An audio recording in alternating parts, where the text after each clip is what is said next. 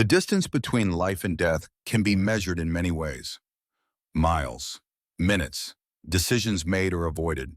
But sometimes the distance is nothing more than a single glance, a moment of attention, a choice to see what others refuse to acknowledge. Marcus Stone learned this lesson 7 years ago, and he has carried the weight of it every single day since. The story begins not at Chicago O'Hare International Airport on that Tuesday afternoon in October, but in Brooklyn on a rain-soaked evening in 2019. It begins with a funeral. It begins with a young woman named Sophia Martinez, 22 years old, whose life ended in violence while Marcus Stone, a man with the power to move mountains and silence rooms with a single word, stood by and did nothing. Sophia worked at Bella Notte, an upscale Italian restaurant Marcus owned in Brooklyn Heights. She was a server, quiet and efficient, the kind of employee who showed up early and never complained about the late shifts or difficult customers. Marcus saw her maybe twice a month when he stopped by to review the books or meet with the manager. She was background, context, part of the machinery that kept his legitimate businesses running smoothly while his real empire operated in shadows. The first time he noticed the bruise, Sophia was carrying a tray of wine glasses past his table. The mark bloomed purple and yellow along her left cheekbone, partially concealed by makeup that didn't quite match her skin tone. When their eyes met, she looked away quickly, too quickly. Marcus had spent 30 years reading people, 30 years learning to recognize fear, deception, and the particular kind of shame that comes from trying to hide something you believe is your fault. He saw all of this in Sophia's face in less than 3 seconds. He should have acted then. Instead, he called her over after she delivered the wine. His voice was gentle, carefully modulated to put her at ease. "Sophia, is everything all right?" She nodded immediately. The response was automatic, rehearsed. "I'm fine, Mr. Stone. Thank you for asking." "That bruise looks painful." Her hand moved to her cheek, fingers touching the damaged skin with a tenderness that spoke of regular practice. "I tripped. Clumsy me. Hit the corner of my kitchen counter." Marcus studied her face. The bruise was in the wrong place for that kind of fall, the wrong shape. But Sophia's smile never wavered, and her eyes pleaded with him to accept the lie, to let it go, to move on. So he did. 3 weeks later, Sophia Martinez was dead. Her boyfriend beated her to death in their apartment in Queens. The medical examiner's report detailed 17 distinct injuries: broken ribs, fractured skull, internal bleeding. The neighbors heard screaming that lasted 20 minutes. No one called the police until the screaming stopped. Marcus attended the funeral. He paid for everything: the casket, the flowers, the plot in a cemetery with trees and peaceful silence. It was the least he could do, though it accomplished nothing except easing his conscience by the smallest possible degree. Sophia's mother, a woman in her 50s with gray hair and eyes that had seen too much suffering, approached Marcus after the service. Rain fell in sheets, turning the cemetery into a landscape of mud and sorrow. She pressed something into his hand. "Sophia would want you to have this," she said. Her voice was steady despite the tears. "She talked about you sometimes. Said you were fair, kind, that you treated your employees like people." Marcus looked down at the object in his palm, a silver bracelet, delicate and simple, with a small charm in the shape of a key. "I can't accept this." "You can, you will," because Sophia believed in second chances. She believed people could change. She was wrong about Miguel, but maybe she was right about you. The woman walked away before Marcus could respond, leaving him standing in the rain with a dead woman's bracelet burning like a brand in his hand. That night, alone in his penthouse overlooking Manhattan, Marcus made a promise. He fastened the silver bracelet around his own wrist, feeling ridiculous and determined in equal measure. Never again. Never again would he see the signs and look away. Never again would he choose convenience over conscience. Never again would he let someone suffer because action was harder than ignorance. It was the kind of promise easy to make in the immediate aftermath of tragedy. The kind of promise that feels righteous and pure when grief is fresh and guilt is sharp. The real test comes later.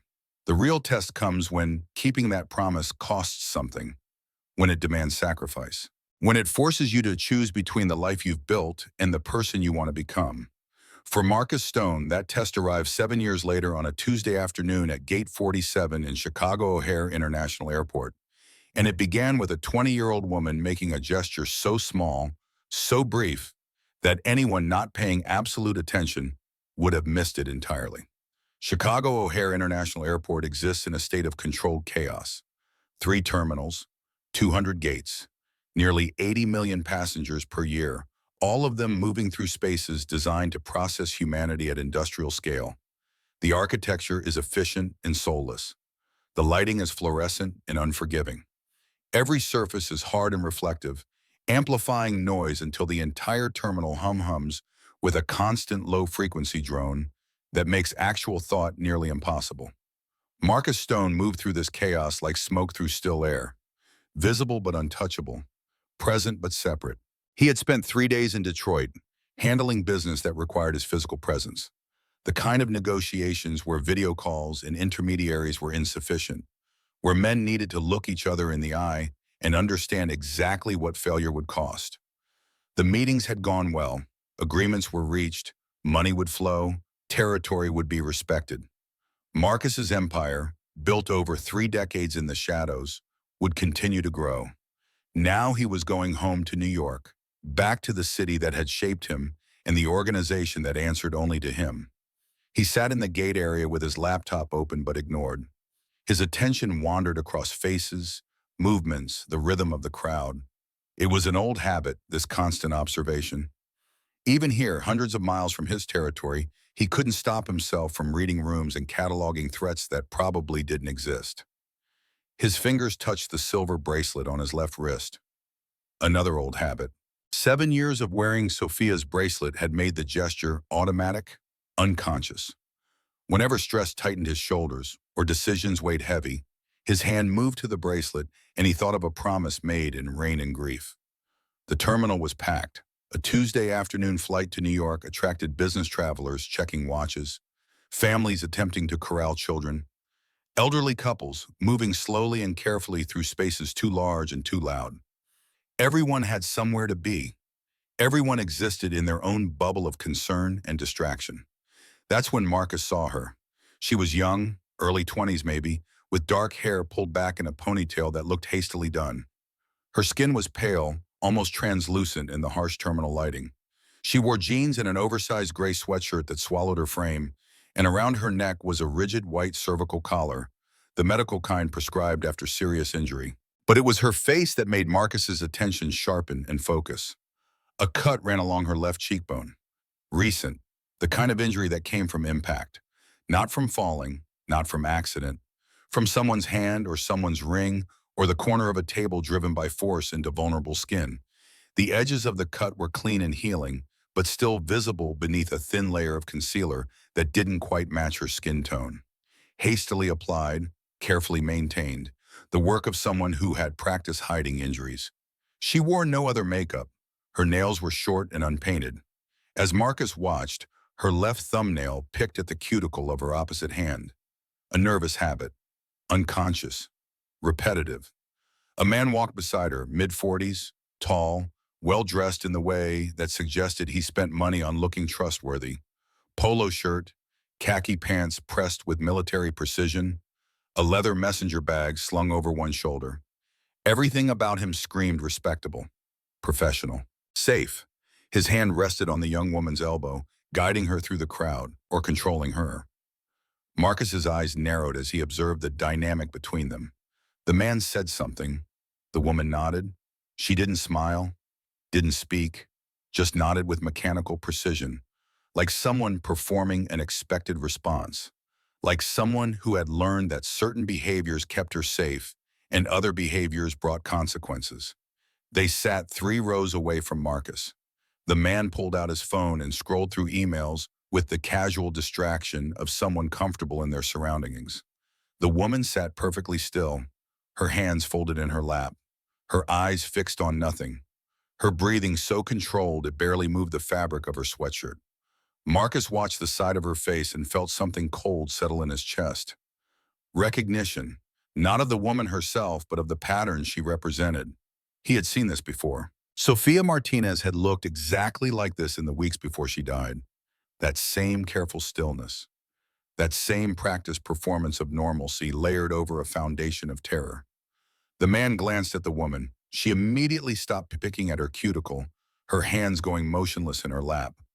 Marcus touched the silver bracelet on his wrist. Most people in that terminal saw a father and daughter, maybe an uncle and niece, a caretaker helping someone recently injured.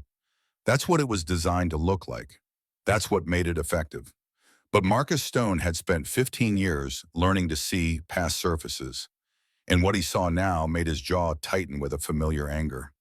The boarding announcement crackled through the speakers. Flight 2847 to LaGuardia, now boarding all passengers. The man stood and gestured to the woman. She rose immediately, fluidly, like someone accustomed to following commands without hesitation. They joined the line. Marcus remained seated. This wasn't his city. These weren't his people. He had no jurisdiction here, no responsibility. The smart move was to board his flight and forget what he'd seen. Mind his own business. Stay in his lane. But smart had never been the same as right. And Marcus had made a promise 7 years ago, standing in the rain beside a fresh grave, that he would never look away again. He pulled out his phone and sent a text to Connor Blake, his most trusted lieutenant and the closest thing Marcus had to a friend. The message was simple. Need you on standby. Something's wrong. Connor's reply came within seconds. What do you need, boss? Marcus typed, run a background check, male, mid-40s, traveling with young female in medical collar. Flight 2847 Chicago to New York. I want everything before we land. There was a pause, then, you getting involved in something? Marcus looked at the woman in the cervical collar as she disappeared down the jetway. He thought about Sofia Martinez, about promises made and kept, about the difference between a man who looks away and a man who acts. He typed, yeah, I am. Marcus stood, grabbed his bag, and joined the boarding line. 6 people separated him from the man and the woman. He watched them present boarding passes, watched the gate agent smile and scan and nod them through with mechanical efficiency. Everything routine, everything normal. Marcus's seat was in first class, row 3 by the window. The woman and man were in economy, row 17. He saw them as he walked past. She sat by the window, staring at nothing. He took the aisle seat and immediately pulled out his phone again, already absorbed in whatever occupied his attention. The middle seat between them remained empty. Marcus settled into his own seat and waited. His hand touched the silver bracelet. Once, twice, a third time. 35,000 feet above the earth, trapped in a metal tube hurtling through the sky at 600 miles per hour, a young woman was going to need help. And Marcus Stone was going to make damn sure she got it. The flight attendants moved through the cabin with practiced efficiency, checking seatbelts, stowing luggage, delivering the safety demonstration that everyone ignored.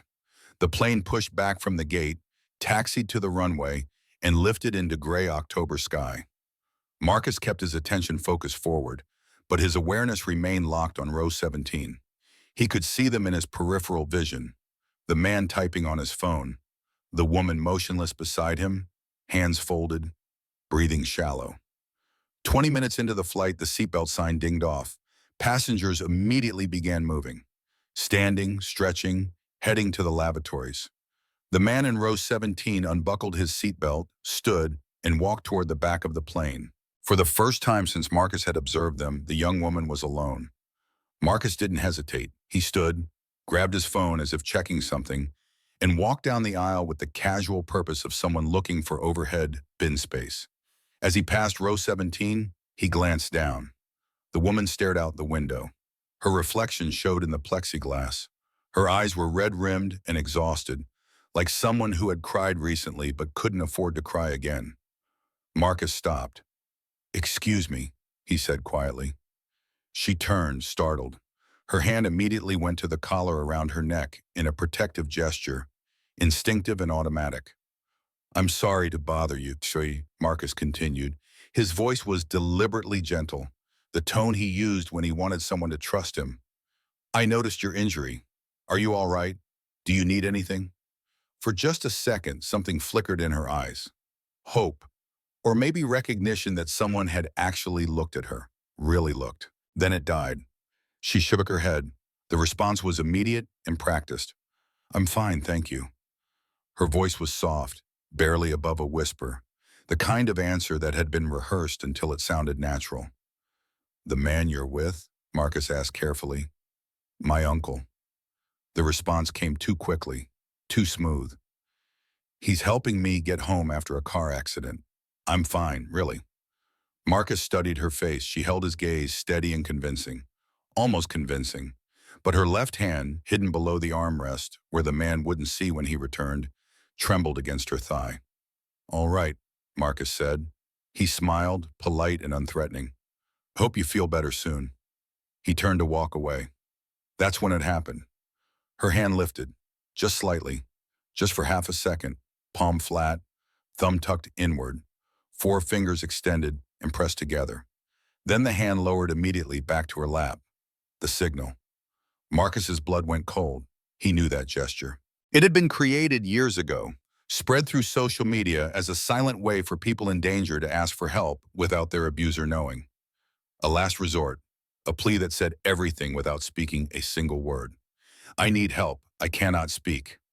Marcus kept walking, didn't react, didn't turn back. Professional discipline, honed over 30 years, kept his face neutral and his stride steady.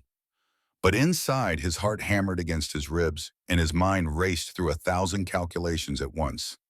She made the signal. She knows what it means. She's asking for help. And the man claiming to be her uncle is coming back any second.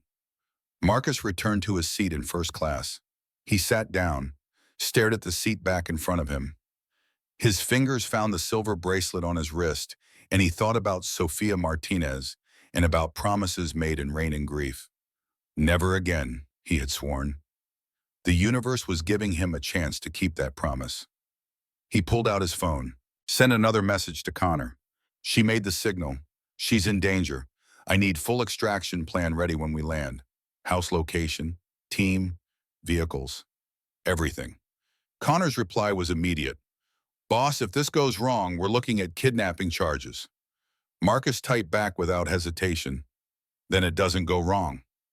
He could call the flight attendant, report a suspicion. But what would he say? That a woman denied being in danger? That her uncle seemed controlling? That she made a hand gesture that might mean something or might mean nothing? Airport security would ask questions. The man would have answers, identification, boarding passes, a story that held together under scrutiny, and the woman would deny everything. She would have to, because that's what victims did when their abuser was within earshot, when escape felt impossible, when the consequences of speaking were worse than the situation they were already trapped in. Marcus knew this not from theory, but from memory. Sophia had denied everything too, right up until the moment Miguel's fists ended her life. 30 minutes passed. The plane leveled off at cruising altitude. Marcus's phone buzzed with incoming text from Connor. The first message contained a name, Derek Nash. The second contained a photo and basic information. 43 years old, insurance claims adjuster, lives in Columbus, Ohio, divorced, one daughter age 17, living with ex-wife. The third message made Marcus's jaw clench. Clean record, no arrests. But I found his online activity. He's part of forums, traditional relationship communities, targeting vulnerable women. Another text. The woman is Elena Rivera, 20 years old, got out of foster care in Cleveland 4 months ago, posted on social media looking for housing. And then Derek replied to her post, offered room, no strings attached, he said. Marcus closed his eyes. He understood the pattern now. Predators like Derek didn't grab victims off the street. That was risky, visible.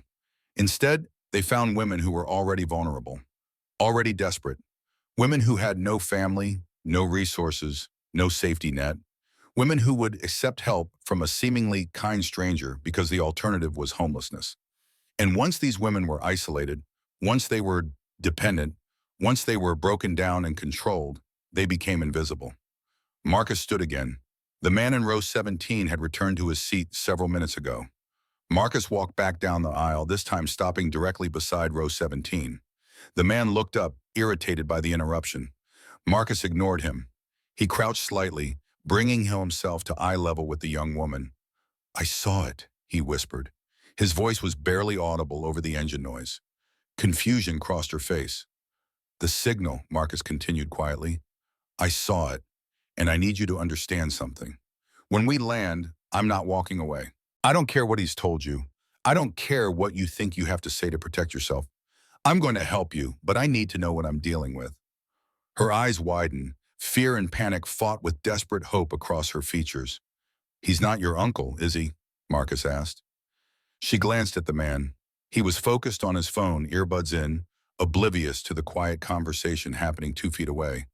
When she looked back at Marcus, tears balanced on her lower lashes. She shook her head once, barely perceptible, but enough. "What's your name?" Marcus whispered. "Elena." The word barely made sound. "How long have you been with him?" 3 months. "Is he taking you somewhere you don't want to go?" She nodded. "Does he have your identification? Your phone?" Another nod. "Has he hurt you?" Her hand went to the collar, to the cut on her face. She didn't answer with words. She didn't need to. "Okay," Marcus said. His voice was steady and calm, the same tone he used when negotiating with armed men and bad intentions. "When we land, stay close to him. Don't do anything different. Don't let him suspect anything changed. Can you do that?" "He'll know," Elena whispered. Her voice carried 3 months of learned fear. "He always knows when something's wrong." "Then make sure nothing seems wrong. You've been doing that for 3 months. You can do it for 2 more hours." A tear slid down her cheek. She wiped it quickly, automatically checking to make sure Derek hadn't noticed it. "Why are you helping me?" she asked. Marcus met her eyes. He thought about Sofia Martinez, about a woman who died because he chose convenience over conscience, about 7 years of carrying guilt and silver bracelets and promises made in rain. "Because someone should have helped you a long time ago," he said. "And because I let someone down once, I won't do it again." He stood, walked back to his seat, and began making phone calls. The plane continued east toward New York, toward LaGuardia Airport, toward a reckoning that Derek Nash didn't see coming, but absolutely deserved. Marcus touched the silver bracelet on his wrist one more time. "I see her, Sophia," he whispered to a memory 7 years gone. "I see her, and I won't look away." LaGuardia Airport at 4 in the afternoon was controlled chaos given form and structure. 3 terminals processing thousands of lives per hour, each person carrying their own burden of hope or exhaustion or simple determination to get wherever they needed to be. The plane touched down with the hydraulic shriek of landing gear and the sharp deceleration that pressed passengers forward in their seats. Marcus remained motionless, phone in hand, reading the intelligence Connor had compiled during the flight. The picture that emerged was both predictable and damning. Derek Nash, 43 years old, born in Toledo, raised in suburbs that bred men who believed success meant control. Married at 25 to a woman named Jennifer, divorced at 38, one daughter who refused to speak to him after the divorce. Employment history showed steady work and insurance claims, the kind of job that taught a man how to find vulnerabilities in systems and exploit them for personal gain. But the real story lived in the digital shadows. Derek belonged to forums that called themselves traditional relationship communities, places where men shared strategies for finding what they called compliant partners. The language was coded but transparent. They didn't call it abuse. They called it structure. They didn't call it control. They called it guidance. They didn't call their targets victims. They called them projects. The methodology was disturbingly consistent. Find women in desperate circumstances. Offer help. Build dependency. Isolate them from any support system. Apply pressure gradually until resistance became impossible. Then either keep them indefinitely or, in some cases Connor was still investigating, pass them along to others for reasons Marcus suspected but didn't want to confirm until he had proof. Elena Rivera was Derek's third project in 4 years. The first, Samantha Chen, 23 years old, had been living in her car in Portland when Derek contacted her through a mutual aid Facebook group. She stayed with him for 5 months. Then she vanished. No social media activity, no employment records, no contact with the few friends she'd had before Derek. Just gone. The second, Jessica Morales, 21, Had been couch surfing in Phoenix after aging out of the foster care system. Same pattern. Derek offered housing. She stayed 4 months, then disappeared from every database and digital footprint as if she'd never existed. Elena Rivera was following the same trajectory. 3 months with Derek. Cut off from every connection to her previous life. And now Derek had purchased property in upstate New York. Remote location. No neighbors for miles. The perfect place to make someone disappear. Connor's final message was simple and direct. If we don't act today, we lose her forever. Marcus deplaned first. He stood near the gate, pretending to check his phone while watching passengers file out. Derek emerged with Elena close beside him, his hand on her lower back, steering her through the crowd with the casual authority of ownership. Elena's face was blank, empty. The look of someone who had learned to disappear inside themselves as a survival mechanism. Marcus followed at a distance. His phone buzzed with the updates from Connor. Black SUV in position. 3 men with me. Rachel Torres on standby at Safe House. Extraction plan ready. Give the word. Boss, last chance to walk away from this. Marcus typed a single word in response. No. He watched Derek and Elena collect one black suitcase from baggage claim. Derek handled it himself, wouldn't let Elena touch it, which told Marcus everything he needed to know about control and possessions and the difference between the two. They headed toward ground transportation.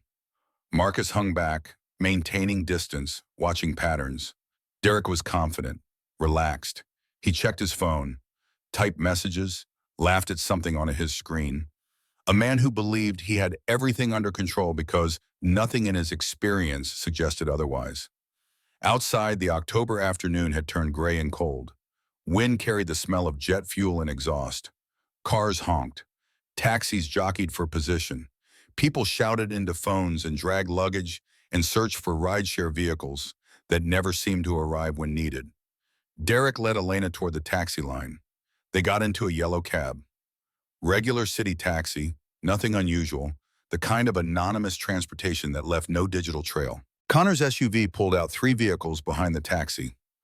Marcus got into a dark sedan that had been waiting for him, driver behind the wheel asking no questions, because Connor hired people who understood that certain jobs required discretion. Follow the SUV, Marcus said. The driver nodded and they disappeared into New York traffic. The taxi drove for 23 minutes through Queens. The neighborhood shifted gradually from commercial to residential, from crowded to quiet, from watched to forgotten. Streets got narrower. Buildings got older. The gentrification that had transformed so much of the borough hadn't reached this far, and probably never would. The taxi stopped in front of a narrow house on a street that had seen better decades. Paint peeling in long strips like dead skin.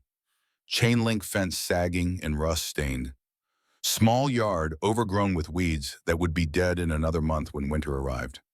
The house was perfect for someone who wanted to stay invisible. Perfect for activities that required privacy and the assurance that neighbors wouldn't notice or care. Derek paid the driver, got out, pulled Elena out behind him, retrieved the suitcase, walked up 3 cracked concrete steps, unlocked the door with a key he already possessed, which meant he'd been here before, which meant this wasn't random or spontaneous but planned and prepared. They went inside. The door closed. Connor's SUV parked 2 houses down. Marcus's sedan pulled up beside it. Marcus got out and joined Connor in the larger vehicle. Connor Blake was 48 years old, 6'3", 230 pounds of muscle maintained through discipline and the kind of violence that keeps a man sharp. He'd been with Marcus for 15 years. Started as basic security. Proved himself smart and loyal and willing to do difficult things when necessary. Now he was Marcus's right hand, the person Marcus trusted more than anyone else in an empire built on calculated mistrust. Connor handed Marcus a tablet without preamble. House has front door, back door, through kitchen, 2 first-floor windows, 3 second floor. No alarm system. Locks are standard residential, nothing reinforced. Left side neighbor is empty, for sale sign out front. Right side is elderly couple, probably deaf and definitely don't care. Across the street is rental, multiple families. Nobody's calling police about anything short of gunfire. Marcus studied the tablet. Connor had pulled building records, tax information, utility bills. The house was owned by a shell company registered in Delaware, the kind of arrangement that screamed money laundering or worse. Who else has used this property? Marcus asked. Still digging, but the utility bills show sporadic usage over the past 3 years. Someone here for a few days or weeks, then nothing for months, then occupied again. Pattern suggests staging house. For what? Connor's expression darkened. I have theories. None of them good. Marcus looked at the house, saw a shadow move across a second-floor window. Elena, trapped, probably terrified, probably wondering if the man on the plane had meant what he said or if hope was just another form of torture. I need to make a call, Marcus said. He dialed Rachel Torres. Rachel ran the largest domestic violence nonprofit in New York State. Her organization provided safe housing, legal support, medical care, and trauma counseling to hundreds of women every year. Marcus had been quietly funding her work for the past 5 years, ever since Sophia's death had forced him to reckon with his own complicity in a world that enabled men like Derek Nash. Rachel answered on the second ring. Marcus, I need emergency placement. Tonight. Young woman, early 20s, severe trauma, strangulation injury, psychological abuse. She needs somewhere safe. How severe are we talking? Rachel's voice was steady, professional. She'd done this work for 15 years. Nothing shocked her anymore. Cervical collar from choking, facial injuries, 3 months of isolation and control.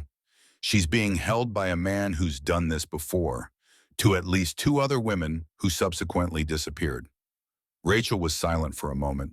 Then, I have a bed, private facility, upstate, medical staff on site, trauma counselors, legal team. She can stay as long as she needs. No cost, no questions. Good, I'll have her there by midnight. Marcus, Rachel said carefully, is this going to be a situation I need to prepare for legally? Everything will be handled appropriately. That's not what I asked. Marcus smiled without humor. Derek Nash is going to have a very educational evening, but he's going to survive it, and when it's over, he's going to make some smart choices about his future. Will there be evidence of your involvement? Of what involvement, Rachel? I'm simply ensuring a young woman gets to a safe house. If Derek has problems with that, he's welcome to call the police and explain why he's holding someone against their will. Rachel sighed. Fine, send her with someone she can trust, someone who can stay with her tonight until she settles in. Already arranged. Just bring her home, Marcus. That's the plan. He ended the call, looked at Connor. Time? Connor checked his watch. 7:42. We go in now or wait? Marcus thought about Elena sitting inside that house. Thought about Derek making dinner and pretending everything was normal. Thought about the 2 women who had occupied this space before Elena and then vanished without trace. Thought about Sophia Martinez and promises made in rain. We go now. Connor deployed his team with military efficiency. 1 man at the back door, 1 at each side of the house. Connor and Marcus at the front.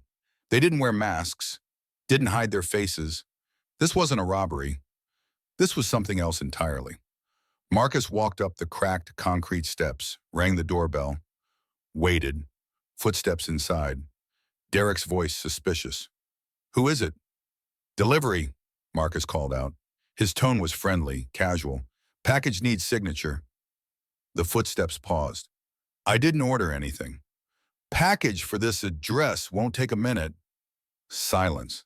Then the sound of locks turning. Chains sliding. The door opened. Derek stood there, confused and suspicious in equal measure. His hand remained on the doorknob. He looked at Marcus, and recognition flickered in his eyes. The man from the plane. The one who had stopped to talk to Elena. His expression changed from confusion to alarm. He tried to close the door. Marcus's hand shot out, caught the edge, held it open.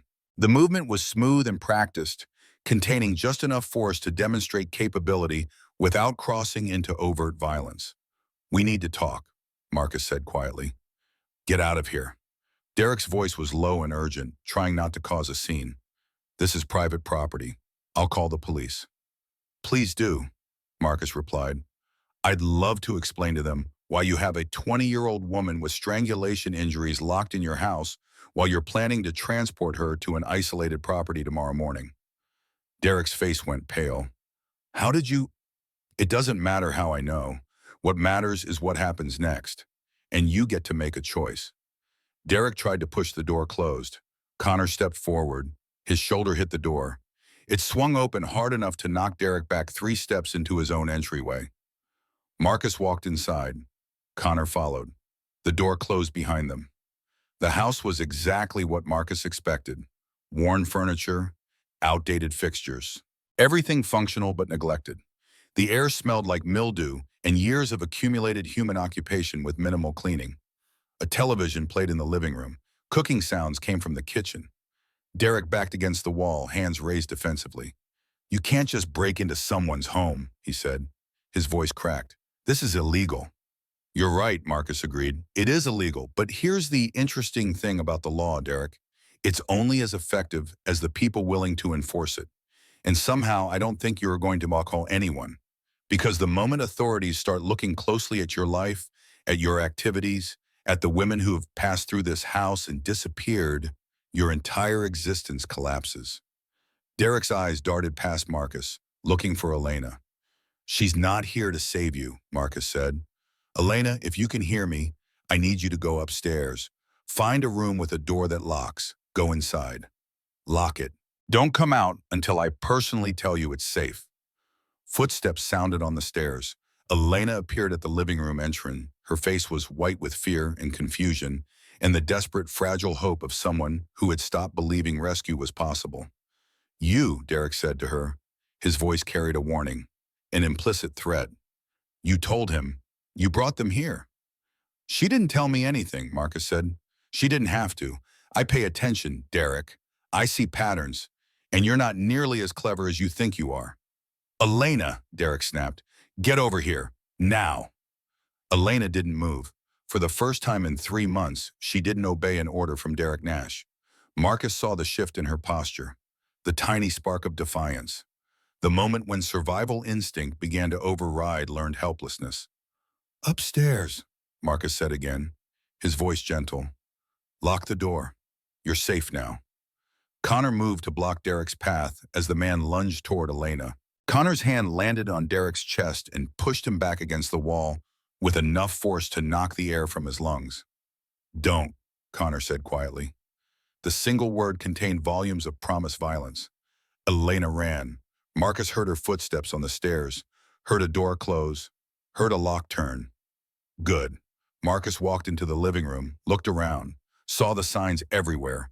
No personal items belonging to Elena, no photos, no belongings except what Derek allowed. A prison disguised as a home. He turned to Derek. Sit down. Derek didn't move. Connor took a step forward. Derek sat. Marcus remained standing. He pulled out his phone, opened the folder Connor had compiled, turned the screen toward Derek. Here's what I know about you. He scrolled through screenshots, forum posts where Derek shared advice on finding vulnerable women, messages to other men about conditioning techniques, photos Derek had taken of Elena without her knowledge. Financial records showing the property purchase upstate. Derek's face transformed as each piece of evidence appeared. Confidence crumbled into panic. Panic hardened into desperate calculation. You have no right, he said. This is private information, illegally obtained. You're absolutely correct, Marcus agreed. It is illegally obtained. By me, a known criminal, which means if this ever comes to court, it would probably be inadmissible. But here's the thing, Derek. I'm not planning to go to court. I'm planning to have a conversation. A very important conversation about your future. What do you want? I want you to understand your situation. Marcus sat in the chair across from Derek, leaned forward. Right now, I know everything about you, where you work, where you bank, your daughter's school schedule, your ex-wife's address, every forum you've posted in, every woman you've targeted. I have names, dates, communications, a complete dossier of who you are and what you've done. Derek's eyes widened. All of that information, Marcus continued, is currently sitting in a folder on my phone. One button and it goes to law enforcement. Another button and it goes to everyone in your life. Your employer, your ex-wife, Your daughter's school, the neighborhood watch. Every person who might have reason to care that a predator lives among them. You're bluffing. Marcus turned the phone again. Showed Derek the prepared emails. Recipients already entered. Subject lines already written. Attachments already loaded. His thumb hovered over the send button. Try me. Derek stared at the screen, at the potential destruction of everything he'd built, at the exposure of everything he'd hidden. Marcus watched the calculations run behind Derek's eyes, watched him search for escape routes and find none. What do you want? Derek asked again. This time his voice was barely a whisper. I want Elena's identification. Her social security card. Any documents you took from her. I want passwords to any accounts you made her create. I want you to delete every photo, every video, every piece of information you have about her. And I want you to sign a statement saying she came here of her own free will and is leaving of her own free will. That's it? No, there's one more thing. Marcus leaned back. You are going to check yourself into therapy, a specific therapist, someone who specializes in working with men who have your particular problem. 3 sessions per week, 2 years minimum, and every month I'll receive a report on your progress. And if I refuse, then we move to more persuasive methods of negotiation. Connor here has extensive experience in that area. Don't you, Connor? Connor cracked his knuckles. The sound was loud in the small room. Derek flinched. Or, Marcus continued, all that evidence I have goes public, and whatever life you think you can salvage disappears completely. Your choice, Derek. The easy way or the very, very hard way. Silence filled the space. Derek's breathing was rapid and shallow. Trapped animal looking for any possible escape and finding only walls. Finally, he nodded. What do you need me to do? It took 20 minutes to collect everything. Elena's driver's license, her birth certificate, social security card, bank statements from accounts Derek had opened in her name, passwords written on a piece of paper in Derek's handwriting. Marcus watched as Derek deleted files from his computer. Photos of Elena taken without her knowledge. Videos recorded during arguments. Documents detailing his plans for the upstate property. All of it gone, or at least removed from the places Derek could easily access. Connor was making backups on a secure drive for insurance purposes, but Derek didn't need to know that. The statement was simple, handwritten on plain paper. Elena Rivera had been a guest in Derek's home. She was leaving voluntarily. Derek had no claim on her, legal or otherwise. Derek signed it, dated it. His hand shook as he wrote. Connor moved to escort Derek to the waiting vehicle. That's when Elena's voice came from upstairs. Wait. Everyone turned. Elena descended the stairs slowly, each step deliberate. She stopped 3 feet from Derek. I need to say something to him. Alone. Marcus hesitated. Elena, please, I need this. Marcus looked at Connor. They stepped outside, staying visible through the front window. Elena faced Derek. He couldn't meet her eyes. Look at me, she said. His head lifted slowly. 3 months ago, you told me you were saving me, that the streets would kill me, that I needed you. Her voice was steady, stronger than Marcus had ever heard it. You were half right. I did need help, but you weren't help. You were the danger I should have been running from. Elena, I'm sorry. No, you don't talk now. You listen. She stepped closer. You took my phone so I couldn't call for help. My ID so I couldn't leave. You choked me when I tried to reach out with a hidden phone. You told me every single day that no one cared. That I deserved this because I was broken. Derek's face crumpled. Tears streamed down his cheeks. But I'm not broken. I'm 20 years old. I survived 18 years in foster care. 23 different homes. 14 different schools. I survived things you can't even imagine. Her voice rose with strength. And I survived you. I'm so sorry, Derek whispered. Your sorry doesn't fix anything, but here's what will. She touched the collar around her neck. You're going to therapy. You're going to face what you are, and you're never going to do this to another woman. Ever. She walked to the door, paused without turning back. I hope therapy works. Not for me. I'll never think of you again. But for whoever you might hurt next. They deserve better than what I got. Elena walked out. Marcus and Connor stepped back inside. Derek sat collapsed in his chair, completely destroyed. "Get him out of here," Marcus said to Connor. Connor pulled Derek to his feet, led him toward the door. Marcus watched Elena through the window. She stood in the small yard, shoulders back, breathing deeply. She'd reclaimed her power, not just through being rescued, but through her own voice. That's when Marcus knew with certainty she would be okay. Marcus photographed the document, sent it to his lawyer, not because it would hold up in court, but because having it existed provided leverage if Derek ever reconsidered his cooperation. "One more thing," Marcus said when everything was collected and documented and prepared for Elena's new life. Derek looked up, defeated, broken. The confidence that had carried him through 3 months of controlling Elena had evaporated into the recognition that he'd finally encountered someone with more power than himself. "The therapy," Marcus said. "I'm serious about it, man. This isn't punishment, it's opportunity. You can continue being the person you have been, which will eventually land you in prison, or worse. Or you can do the hard work of becoming someone different, someone better. The choice is yours. But you will show up to those sessions. You will participate. And if I hear that you've stopped, or that you've made contact with Elena, or that you've targeted another woman, then everything I know about you becomes public knowledge." "Understood?" "Understood," Derek whispered. "Say it clearly." "I understand. I'll go to therapy. I won't contact Elena. I won't do this again." Marcus stood, looked at Connor. "Get him out of here. Hotel for tonight. Make sure he stays there. Tomorrow he flies back to Ohio. No detours." Connor pulled Derek to his feet, led him toward the door. Before they left, Marcus called out, "Derek." Derek turned. "If I ever hear your name associated with another woman, another victim, another attempt to do what you did to Elena, there won't be a second conversation. Do you understand?" Derek nodded. "Say it." "I understand." "Good." Connor took Derek outside. The door closed. The house fell silent. Marcus stood alone in the living room of a place that had imprisoned at least 3 women over the past 4 years. He felt tired, angry, disgusted with the world that produced men like Derek and systems that allowed them to operate with near impunity. But he also felt something else, something he hadn't felt since Sophia's funeral 7 years ago. He felt like maybe, just maybe, his promise had meant something after all.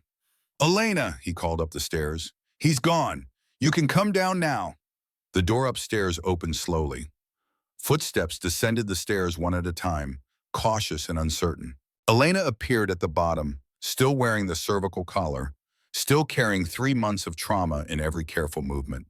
When she reached the main floor, she looked around the empty living room as if expecting Derek to materialize from the shadows. "Is he really gone?" she asked. "He's really gone," Marcus confirmed, "and he's never coming back." Elena's legs gave out. She sat heavily on the bottom step, put her face in her hands, and cried. Marcus sat beside her on the step, not touching, not speaking, just present. Sometimes the kindest thing you could do for someone was give them permission to fall apart safely. The crying lasted 5 minutes, maybe 10. Marcus didn't check the time. He simply waited. Eventually the sobs slowed. Elena wiped her face with her sleeves. "I don't understand," she said. Her voice was raw. "Why would you do this? You don't know me." "I don't need to know you deserve better than what Derek did to you. But you risked everything for a stranger."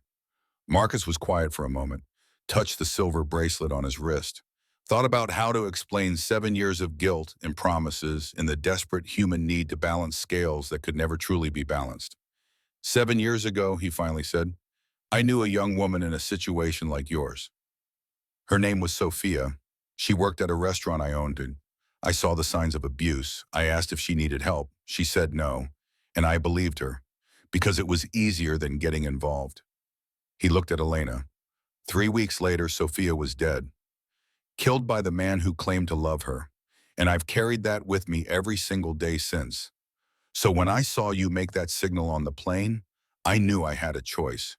I could walk away and spend the rest of my life wondering if you ended up like Sophia, or I could do what I should have done 7 years ago. Elena stared at him, tears still balanced on her lower lashes. "Who are you?" she whispered. Marcus smiled slightly. Someone who believes that power should be used to protect people, not control them. That's not really an answer. It's the only answer that matters right now. Elena looked around the house, at the space that had been her prison for 3 months, at the peeling wallpaper and worn furniture, and all the physical manifestations of captivity. What happens to me now? She asked. I don't have anywhere to go, no family, no money. Derek took everything. No, Marcus said firmly. He took things you can get back. Identification documents. Those are replaceable. But what he couldn't take is whatever made you strong enough to survive 3 months with him. Whatever made you learn that signal and wait for the right moment to use it. That strength is yours. It always was. He stood, offered his hand. I know someone who helps people in situations like yours. Her name is Rachel. She runs a safe house upstate, medical care, trauma counseling, legal support.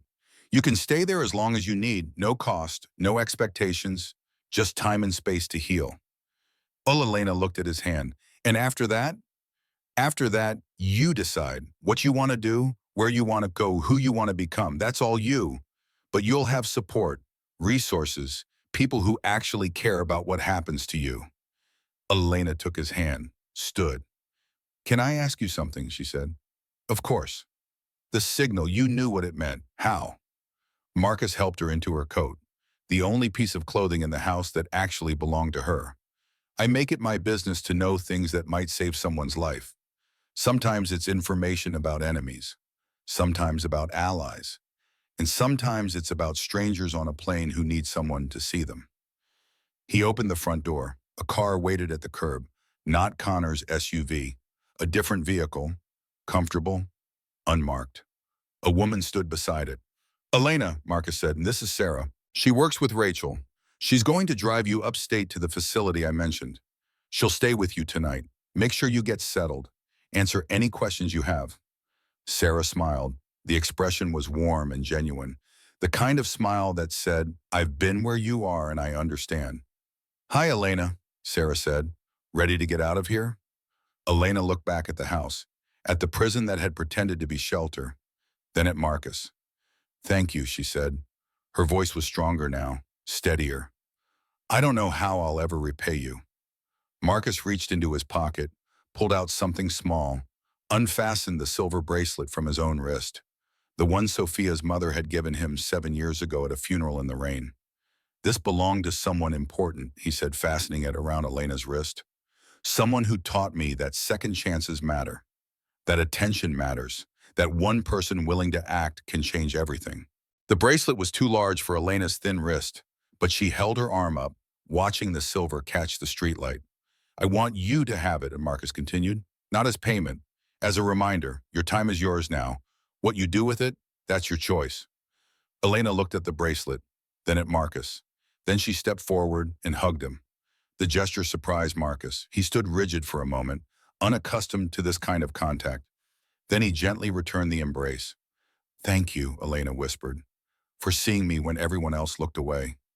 She released him, walked to the car. Sarah opened the door. Elena got in. The car pulled away from the curb. Marcus watched until the taillights disappeared around the corner. Connor emerged from the shadows where he had been waiting with Derek secured in another vehicle. She's going to be okay, Connor said. Not a question, a statement. Yeah, Marcus agreed. She is. They stood in the cold October night, two men who had spent decades in darkness, learning what it meant to step into light. What now? Connor asked. Marcus looked at his wrist, at the pale strip of skin where the silver bracelet had lived for 7 years, at the absence that felt both strange and right. Now, he said, we go home, and tomorrow we figure out how to make sure there are fewer Dereks and more Elenas, how to build something better than what we've been. Connor nodded. They walked to their vehicles. Behind them, the house stood empty and silent, a crime scene without police tape, a prison without prisoners. Tomorrow someone would clean it out, remove the furniture, erase the evidence of what had happened there. But tonight it was simply a place where Elena Rivera had been trapped and then freed. And where Marcus Stone had finally, after 7 years of carrying guilt like stones in his pockets, taken one small step toward redemption. Winter gave way to spring in New York City the way it always did. Slowly, reluctantly, with false starts and sudden returns to cold that made people question whether warmth would ever truly arrive. But eventually, inevitably, the trees in Central Park began to bud, and the air lost its knife edge, and the city emerged from gray into something approaching green. 6 months had passed since that October night in Queens. 6 months since Marcus Stone walked into a house that had imprisoned at least 3 women and walked out with one of them freed.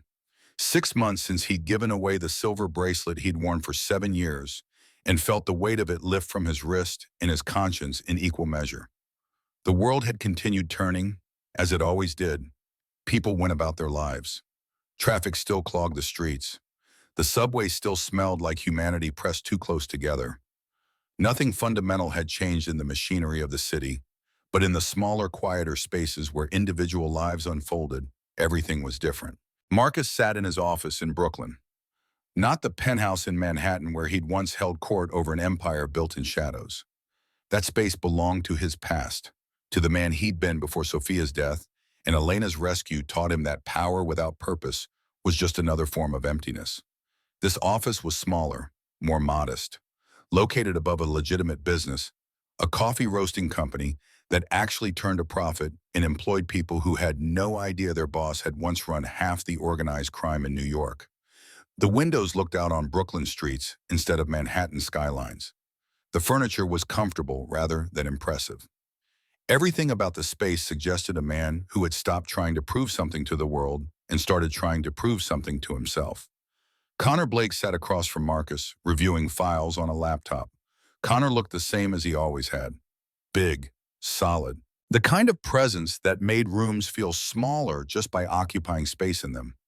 But there was something different in his eyes now. Something lighter. The weight of his sister's death 3 years ago, the guilt that had driven him to work for Marcus in the first place, had begun to ease. Helping Elena had helped Connor too.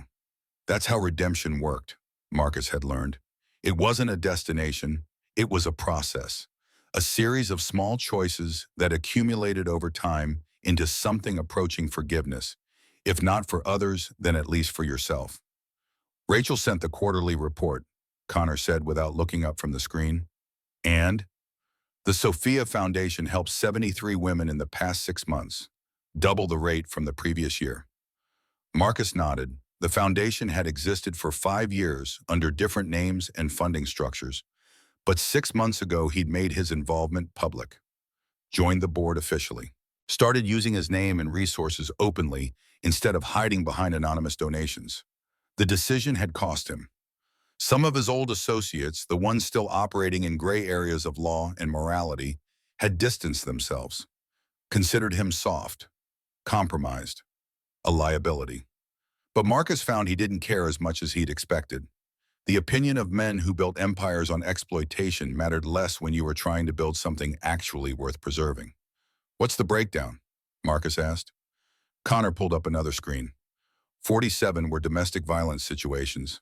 18 were trafficking related. 8 were other circumstances.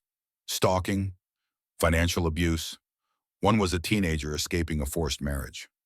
Success rate on prosecutions? 32 cases resulted in arrests. 24 convictions so far. 8 still pending trial.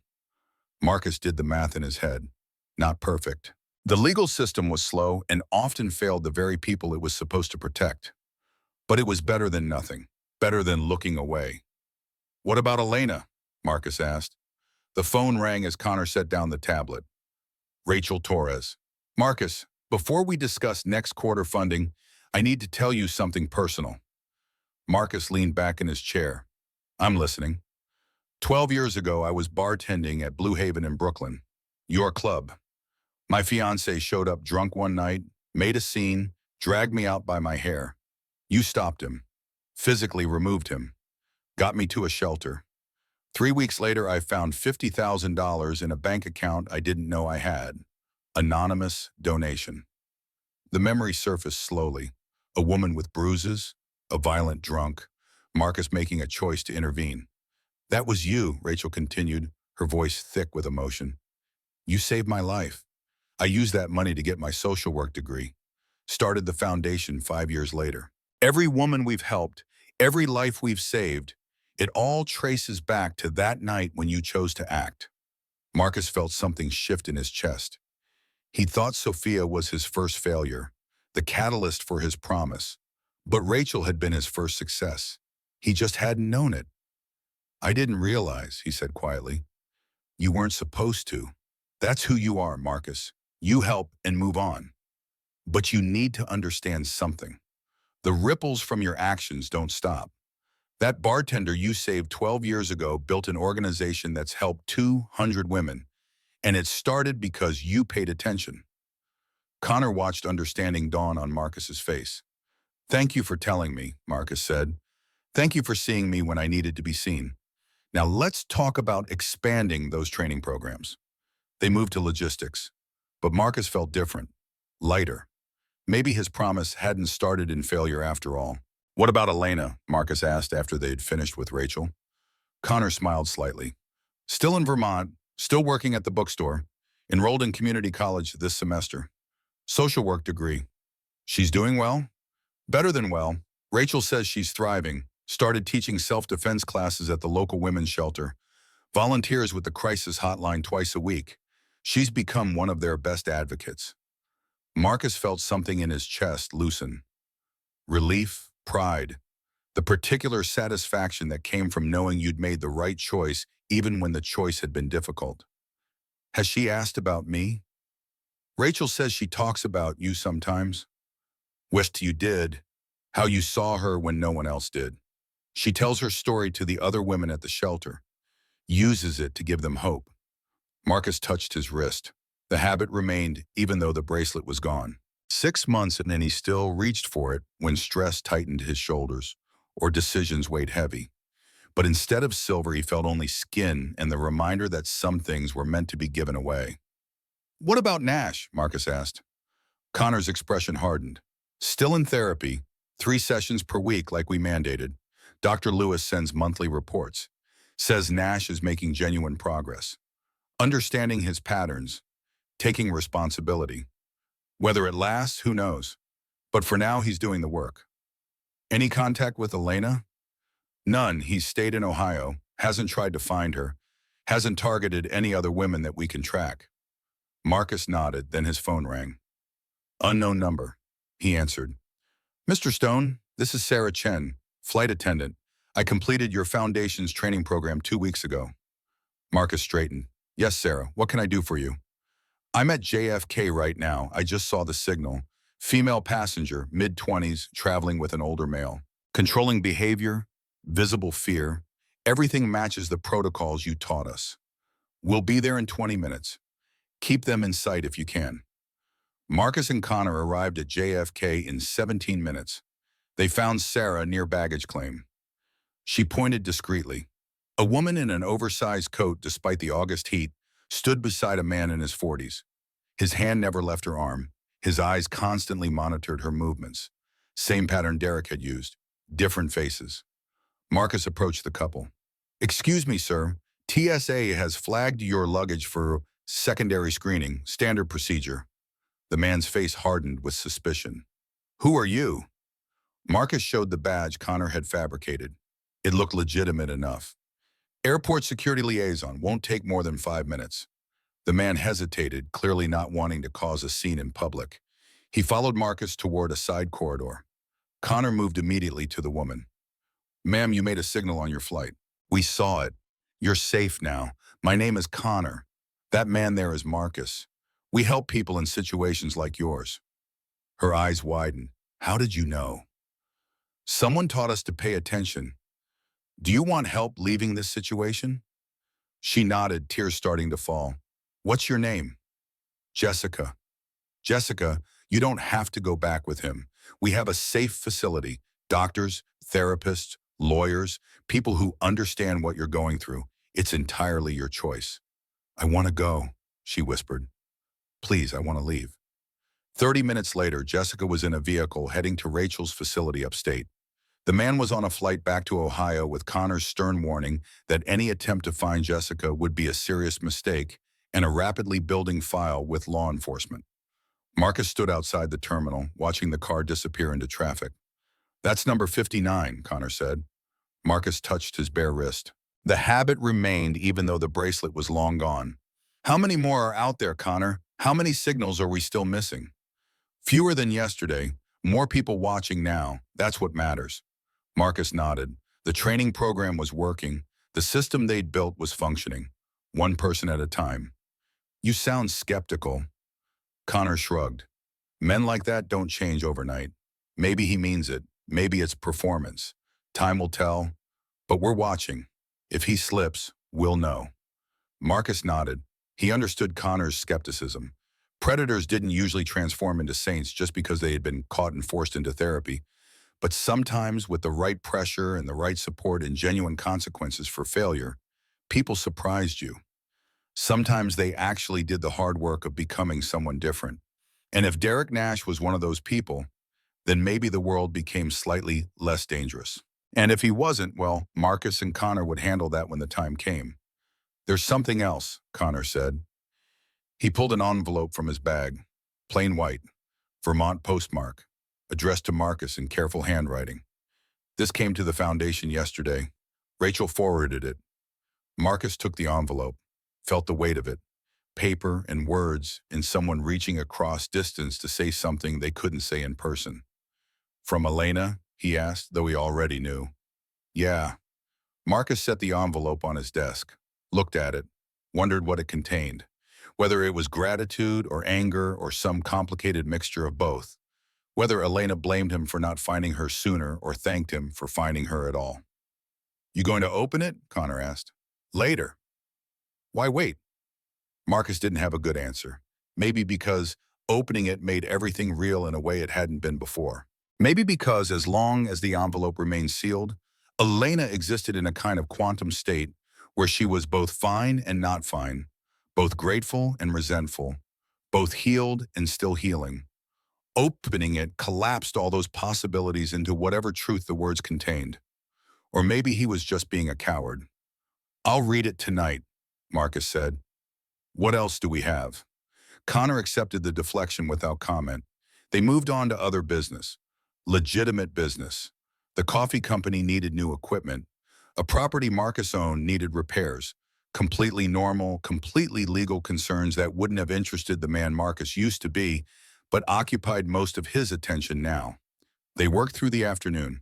When Connor finally left, Marcus sat alone in his office as evening light slanted through the windows and turned Brooklyn gold. He looked at the envelope, picked it up, set it down. Did this 3 more times before finally admitting to himself that waiting wouldn't make it easier. He opened it.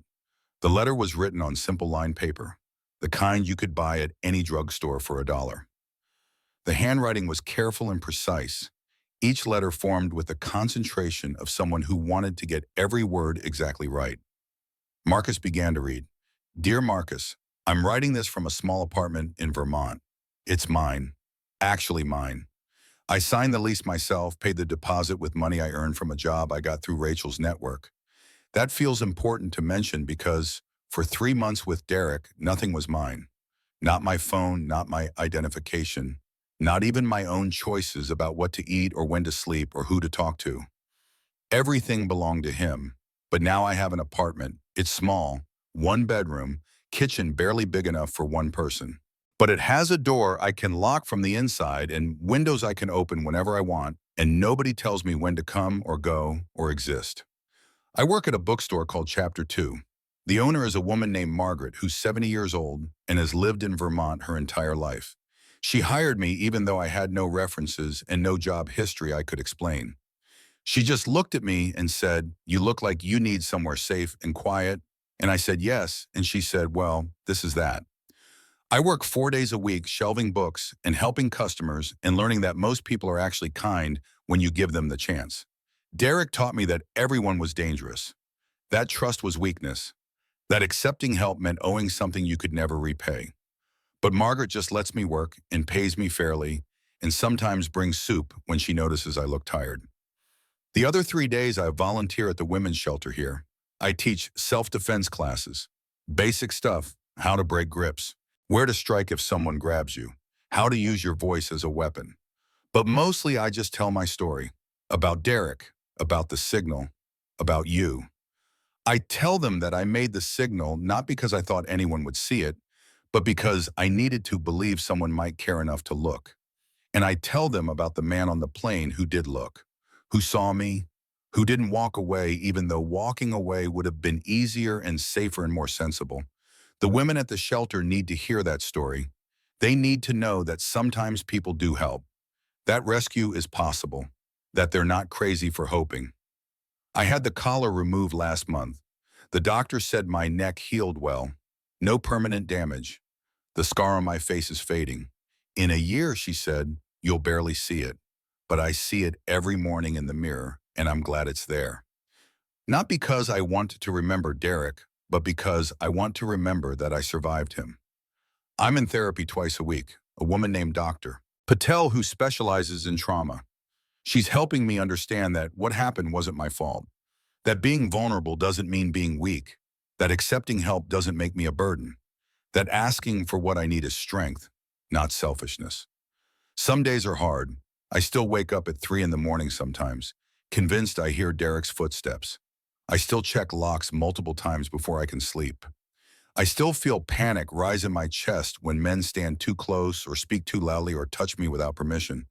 But some days are easy. I laugh with my coworkers. I enjoy the books I read. I sit in my apartment and feel peace instead of fear. I make plans for the future. Real plans. College. Career. A life that belongs to me. I wanted you to know something, Marcus. You asked me once why I made the signal if I didn't think anyone would recognize it. I told you I needed to believe someone cared, but that wasn't the whole truth. The whole truth is I made the signal because 3 months with Derek had almost convinced me I didn't deserve to be saved, that I was broken, that this was what I deserved because I'd been stupid enough to trust him in the first place. But some tiny part of me, some stubborn piece of self that Derek couldn't quite destroy, refused to accept that. That part made the signal.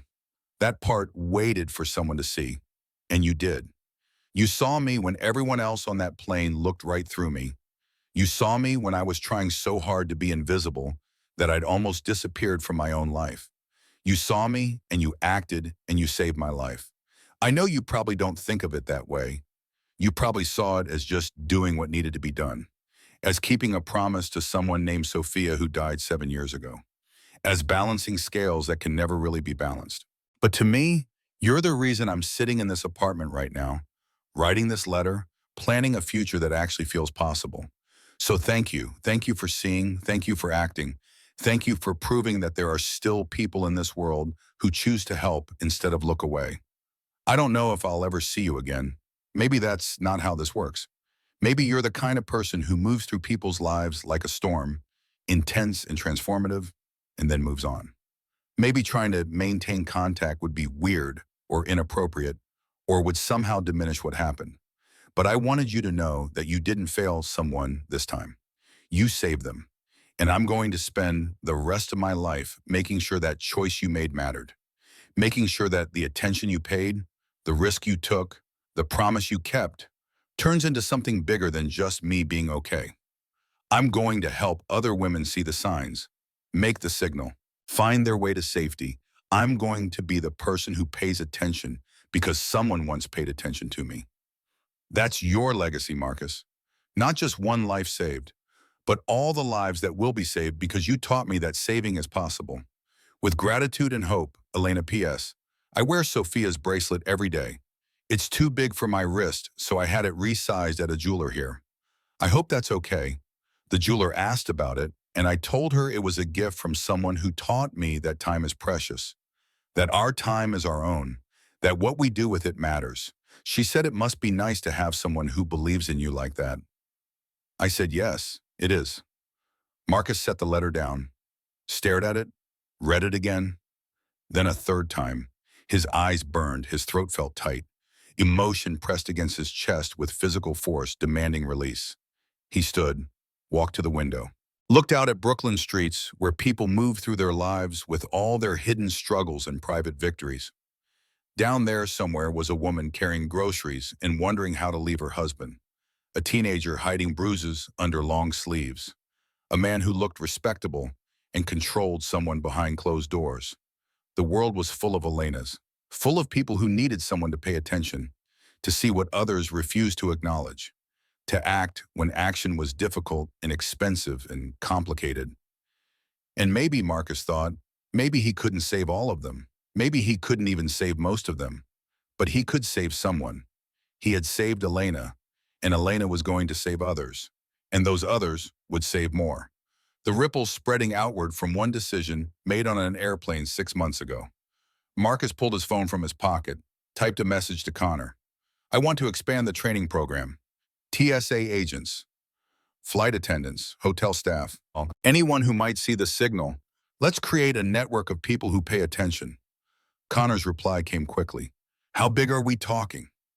Marcus thought about Elena teaching self-defense, about women at shelters learning to make the signal, about all the people who needed someone to see them. As big as we can make it. He looked at the letter again, at Elena's careful handwriting, at words that carried weight and hope in equal measure.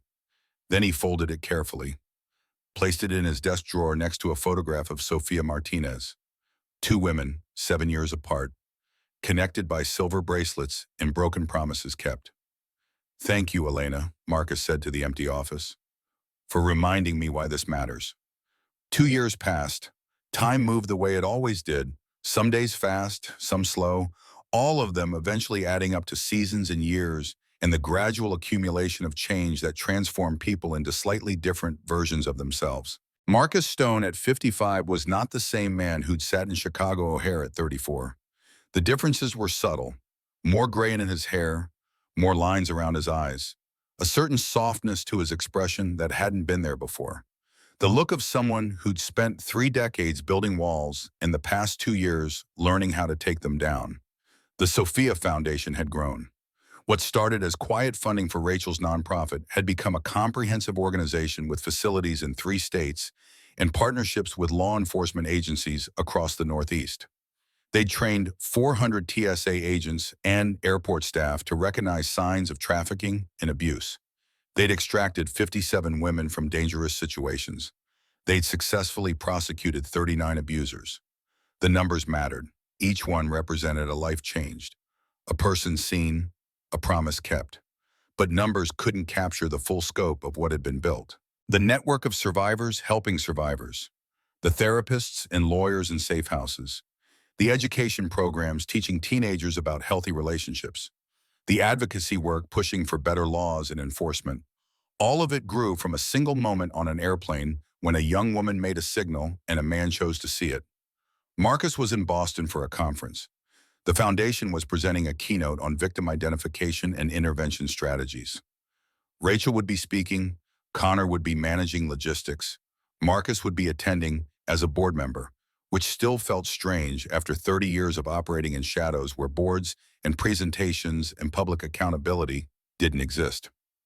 The conference was being held at a hotel near Faneuil Hall. Marcus had arrived early, partly because he hated being late, and partly because airports and airplanes still made him hyper-aware. Still triggered that observation mode where he scanned faces and watched interactions and looked for patterns that might indicate someone needed help. Old habits died hard. Good habits, he'd decided, shouldn't die at all. He walked through Faneuil Hall in the afternoon. The marketplace was crowded with tourists and street performers and vendors selling everything from lobster rolls to handmade jewelry. The noise was overwhelming. The smell of food and humanity and urban life pressed in from all sides. Marcus moved through the crowd with practiced ease, not invisible but unremarkable. Just another middle-aged man in a city full of middle-aged men going about their business. Marcus? He turned. A young woman stood behind him, mid-20s, dark hair, confident posture, wearing jeans and a blazer, carrying a leather messenger bag. Professional but approachable. The kind of presence that suggested someone who knew exactly who they were and felt no need to apologize for it. It took Marcus 3 seconds to recognize her. Elena! Her face broke into a genuine smile, the kind of smile that transformed features and made strangers want to smile back just from proximity to that much joy. She stepped forward and hugged him without hesitation. The gesture was natural and easy, lacking any of the tension or uncertainty from their last meeting 2 years ago. Marcus returned the embrace, surprised and pleased in equal measure. I thought that was you, Elena said when she stepped back. What are you doing in Boston? Conference, the foundation is presenting. You? Same conference. I'm running a workshop this afternoon. Survivor empowerment and peer support strategies. You should come, if you have time. I'd like that, Marcus said. They stood looking at each other for a moment. Elena looked healthy, strong. The cervical collar was long gone. The cut on her face had healed to a thin scar barely visible unless you knew to look for it. But the biggest change was in her eyes. The fear had been replaced by determination, purpose, life. An hour later, Marcus slipped into the back of conference room C. 20 women sat in a semicircle. Elena stood at the front, confident and clear. This gesture saved my life. She demonstrated the signal, palm flat, thumb tucked inward, 4 fingers extended and pressed together. Not because it's magic, because someone recognized it. Someone paid attention. She told her story. The airport. Derek. 3 months of isolation and control. The signal she made on the plane. The man who saw it when everyone else looked away. Marcus watched the women lean forward. Saw a recognition flash across faces. Saw some crying quietly. His name was Marcus Stone, Elena said. And the reason I'm alive today is because he refused to ignore what he saw. Now I teach this signal so more people learn to see. So more people like me find someone who cares enough to act. A young woman raised her hand, voice shaking. What if you make the signal and no one sees it? Elena's expression softened with understanding. Then you make it again. And again. Because someone is always watching. Maybe not the first time. Maybe not the second. But eventually, someone who has been taught to see will see you. An older woman in the back spoke up, hesitant. I'm in a situation now, like yours. I don't know how to leave. The room went completely silent. Elena walked over and knelt beside the woman's chair. What's your name? Amanda. Amanda, do you want help right now, today? Amanda nodded, tears streaming down her face. Okay. Elena's voice was gentle but absolutely firm. After this session, you come with me. We have a safe house, therapists, lawyers, people who will help you build a plan to leave safely. You don't have to go back to him. Not today, not ever unless you choose to. This is your choice. Amanda broke down completely. Elena held her while she cried. Other women in the circle reached out, touching Amanda's shoulder, her hand, creating a web of support in real time. Marcus felt his throat tighten. He was witnessing the ripple effect in action. Elena saving someone the way she'd been saved. The cycle continuing. When the session ended, Marcus approached Elena at the front of the room. You look good, he said. I feel good. Really good. Did you see Amanda? I did. You just changed her life. They found a small cafe with outdoor seating that somehow remained unclaimed despite the crowd. Ordered coffee, sat across from each other at a small metal table. Around them, Boston moved and breathed and lived, completely indifferent to the quiet miracle of 2 people who shouldn't have known each other at all sitting together in unexpected reunion. So, Elena said, tell me what you've been doing. The foundation grew. I've been following the work. Marcus smiled. Grew is an understatement. Rachel built something remarkable. I just helped fund it. Don't do that. Don't minimize your role. The foundation exists because you made it exist. The training programs exist because you pushed for them. 57 women are safe because you taught people to pay attention. 59 now, Marcus corrected gently. 2 more last month. Elena's smile widened. Even better. They talked about the work, the challenges, the successes, the frustrating reality that no matter how much they did, it would never be enough. There would always be more women who needed help, more predators who operated with impunity, more systems that failed the very people they were supposed to protect. But they were making a difference, small, incremental, but real. What about you? Marcus asked. How's Vermont? The bookstore? Good. I'm still there part-time, but I also work for Rachel now. Started 6 months ago, director of survivor programs. I help women transition from the initial crisis into building new lives. Therapy, education, job training, all the things I needed when I left Derek. That's incredible, Elena. It's necessary, and I'm good at it because I've been there. I know what it's like to have nothing, to start over with just the clothes you're wearing and a borrowed identity and terror that never quite leaves. I can help them because I was them. Marcus nodded. This was exactly what he'd hoped for when he'd given Elena Sophia's bracelet and told her that her time was her own, that she would take the freedom she'd been given and use it to free others. Elena pulled up her sleeve. The silver bracelet circled her wrist. The jeweler in Vermont had sized it perfectly. It caught the afternoon sunlight and threw small reflections across the table. I wear it every day, she said. Like I told you in the letter. It reminds me that time matters, that what we do with it matters. Sophia would be glad to know it found someone who understood that. Tell me about her.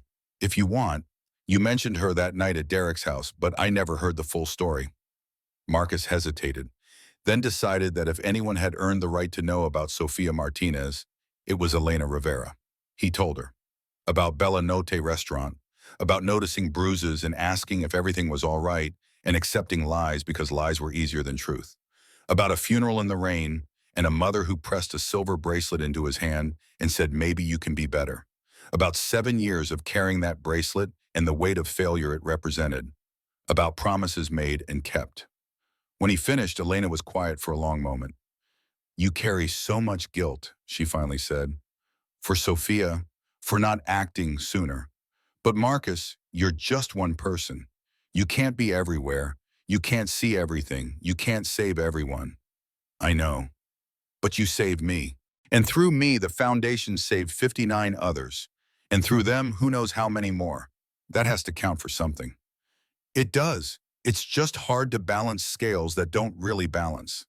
Elena reached across the table, placed her hand over his, the bracelet pressed against his wrist, cool metal on warm skin. Then stop trying to balance them. Just keep tipping them toward good.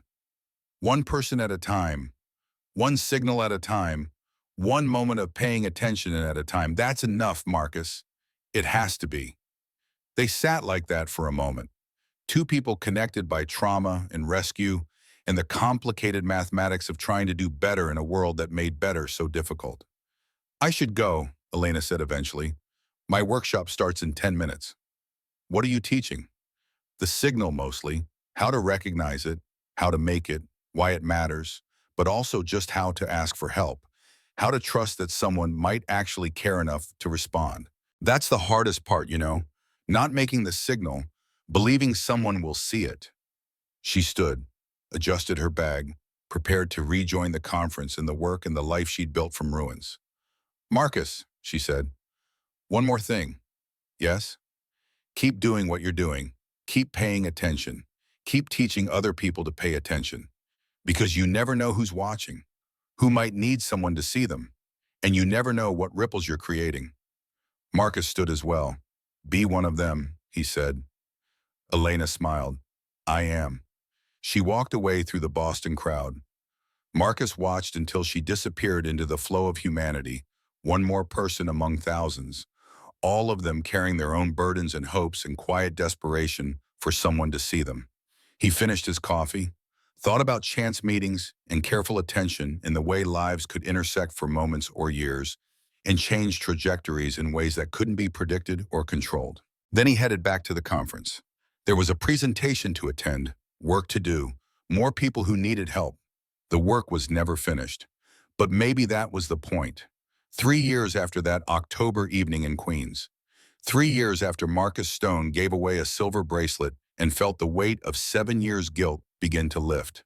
3 years after Elena Rivera made a signal and found rescue and started the long, difficult process of becoming someone who helped others find rescue too. Marcus was on a plane, Boston to New York, business class, window seat, the same route he'd flown 100 times, maybe 1,000. The view never changed, just clouds and skin and the occasional glimpse of ground below when weather permitted. He'd been in Boston for follow-up meetings with the conference organizers, plans for expanding the training program, partnerships with additional airlines and airport authorities. The slow bureaucratic work of building systems that actually help people instead of just processing them. The flight was half empty, Tuesday afternoon, off-peak, business travelers and retirees, and people whose schedules allowed for flexibility. Marcus had his laptop open but wasn't working. Instead, he watched people board. Old habit, good habit. Most of the passengers were unremarkable, average, the kind of people you'd forget 5 seconds after looking at them. But Marcus had spent too many years learning to recognize patterns, learning to see what others missed, learning that sometimes the most important things happened in the smallest gestures. That's when he saw them. A young man, maybe 22 years old, thin, nervous energy radiating from him like heat. He wore a jacket despite the warm airplane, sleeves pulled down to cover his wrists. His hair was cut short. His eyes moved constantly, scanning, assessing, looking for something or avoiding something or both. Walking beside him was a woman, 40s, well-dressed, professional appearance, expensive bag, confident posture. Her hand rested on the young man's arm, guiding him or controlling him. Marcus's attention sharpened. He watched them take seats 3 rows behind him in business class. Watched the woman pull out her phone and immediately start typing. Watched the young man sit perfectly still, hands folded in his lap, breathing shallow. The same pattern, the same dynamic, just different genders. Abuse didn't only flow one direction, didn't only target women. Men could be victims too. Boys, anyone vulnerable, anyone isolated, anyone desperate enough to accept help from the wrong person. Marcus had learned this over the past 3 years. The Foundation's expanded work had taught him that predators came in all forms and victims came in all forms, and the only thing that mattered was paying attention when someone needed help. The flight attendant moved through the cabin doing the safety demonstration. Most passengers ignored it. Marcus watched the young man, saw him glance at the woman beside him, saw her nod slightly, saw him relax fractionally, like he'd just passed some test he hadn't known he was taking. The plane pushed back from the gate, taxied to the runway, lifted into early evening sky. Marcus waited. 30 minutes into the flight, the woman stood, walked to the lavatory, left the young man alone for the first time since Marcus had observed them. Marcus unbuckled his seatbelt, walked down the aisle, stopped beside the young man's row. "Excuse me," Marcus said quietly. "Are you all right?" The young man looked up, startled, afraid. The same look Elena had worn 2 years ago. The same careful mask of normalcy stretched thin over terror. "I'm fine," he said automatically. Rehearsed response. Practiced answer. Marcus studied his face. Saw bruises under the jacket cuffs, partially visible when the sleeves rode up. Saw exhaustion in his eyes. Saw the particular kind of stillness that came from learning to be invisible. "I noticed you looked uncomfortable. If you need help, if you need anything, I want you to know that people are paying attention." The young man's eyes widened slightly. Something flickered there. Hope or recognition or desperate prayer that maybe, just maybe, someone actually saw him. Marcus glanced toward the lavatory. The woman would be back soon. "When we land," Marcus said very quietly, "if you need help, I can provide it. No questions, no judgment, just help. Do you understand?" The young man nodded, just once, barely perceptible. Marcus returned to his seat, pulled out his phone, sent a text to Connor. "Need extraction team ready at LaGuardia. Male victim this time. Same pattern. Be prepared." Connor's reply was immediate. "Always ready, boss." Marcus looked out the window at clouds and distance and all the spaces where people existed in quiet desperation, waiting for someone to see them. He thought about Sofia Martinez, about Elena Rivera, about all the lives that connected across time through attention and action and the simple, radical choice to care when caring was difficult. The work was never finished. The signals would keep coming, and Marcus Stone would keep watching for them. Because someone had to. Because he'd promised. Because 7 years ago he'd failed someone, and every day since he'd been trying to make that failure mean something through all the times he didn't fail. The plane continued toward New York, toward landing, toward another rescue, another chance to keep a promise, another opportunity to prove that attention mattered and action mattered, and one person willing to see could change everything. Marcus touched his wrist. The silver bracelet was long gone. Given to Elena, passed forward. part of a chain of care and rescue that extended beyond anything he could track or measure. But the habit remained. The gesture, the reminder, never look away, never ignore the signs, never let convenience override conscience. Simple rules. Hard to follow. Worth following anyway. The woman returned to her seat, glanced at the young man, seemed satisfied that nothing had changed. But everything had changed because Marcus had seen him, and being seen was the first step toward being saved. The flight attendant announced they were beginning descent into LaGuardia, 20 minutes to landing. Marcus prepared himself, made mental notes, reviewed the plan. Connor would have a team ready. Rachel would have space at the facility. The young man would have a choice about whether to accept help, and Marcus would respect that choice, even if it wasn't the choice he hoped for. But at least there would be a choice. At least someone had paid attention. At least one more person would know that they weren't invisible. The plane descended through clouds, through evening light, through all the layers of atmosphere that separated flight from ground, movement from stillness, one life from another. Marcus looked at his reflection in the window, saw a man who was 55 years old and tired and determined. A man who'd spent 30 years building an empire in darkness, in the past 3 years learning to build something in light. A man who'd failed and been forgiven and found purpose in the long, difficult work of helping others. Not a hero, just someone who paid attention. Sometimes that was enough. The wheels touched ground. The plane slowed. People began gathering their belongings, eager to move, to exit, to continue their lives. Marcus stood, walked past the young man's row, made eye contact, nodded toward the exit. The young man's eyes followed Marcus, questioning, hoping, afraid. Marcus mouthed 2 words, "I'm here." When the young man took a breath, steadied himself, made a decision. When the woman stood to gather her bag, the young man stood too. But instead of following her, he followed Marcus. Down the jetway, into the terminal, toward Connor and the team, and the beginning of whatever came next. Behind them, the woman called out, angry, demanding. But her voice faded as distance grew, and choices solidified, and one more person stepped out of darkness into the possibility of light. Marcus led the young man to where Connor waited, made introductions, explained options, gave him the same speech he'd given Elena 3 years ago about safe houses and choices and time being his own. The young man listened, asked questions, made the choice to accept help. And Marcus felt that familiar satisfaction, that sense of scales tipping.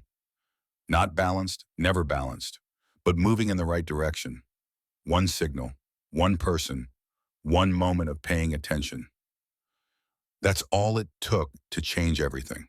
Marcus watched the young man leave with Connor's team, watched another life begin the process of reconstruction and healing.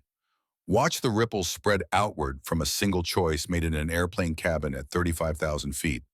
Then he pulled out his phone, sent a message to Elena. Another one saved, a young man this time. He made eye contact, asked for help without words. I saw him. Elena's reply came quickly. That's what you do. That's what we all do now. We see people, we pay attention, we act. Thank you for teaching me that.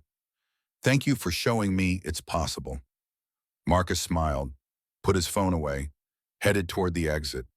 The work was never finished. The signals would keep coming. And as long as Marcus Stone had breath and awareness and the ability to pay attention, he would keep looking for them. Because Sofia Martinez deserved that. Because Elena Rivera deserved that. Because every person trapped in darkness deserves someone willing to see them. Marcus walked out into New York evening, into his city, into the life he'd built from ruins and regret and the simple, powerful decision to do better. Not perfect, just better. One day at a time, one person at a time, one signal at a time. That's how you change the world. Not with grand gestures or dramatic interventions, but with attention, with action, with the choice to see what others refuse to acknowledge.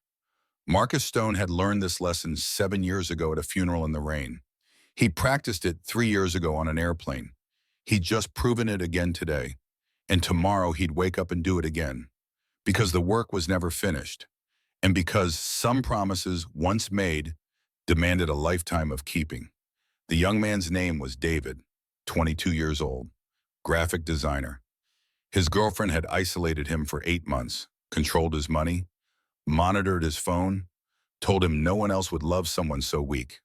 Classic pattern, different genders. Same damage. Connor's team took David to the facility upstate. He would start therapy in the morning, start healing, start reclaiming the time that had been stolen from him. Marcus stood outside LaGuardia as evening settled over New York. He touched his bare wrist. The silver bracelet was long gone, given to Elena 2 years ago. But the habit remained, and the absence reminded him that some things were meant to be passed forward, not held on to. His phone buzzed. Text from Elena. Heard about David, you're still watching. Marcus smiled. Typed back. Someone taught me it matters. Elena's reply came quickly. Someone taught me too. The cycle continues. Marcus pocketed his phone and looked out at the city. 8 million people.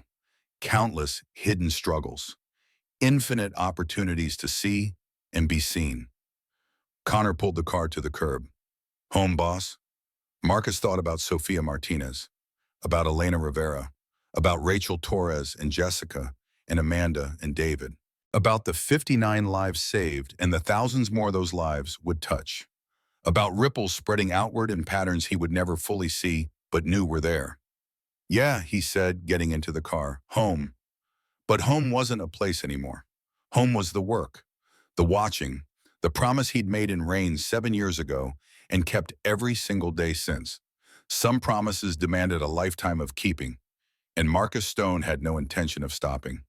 Not today, not tomorrow, not ever, ever the end.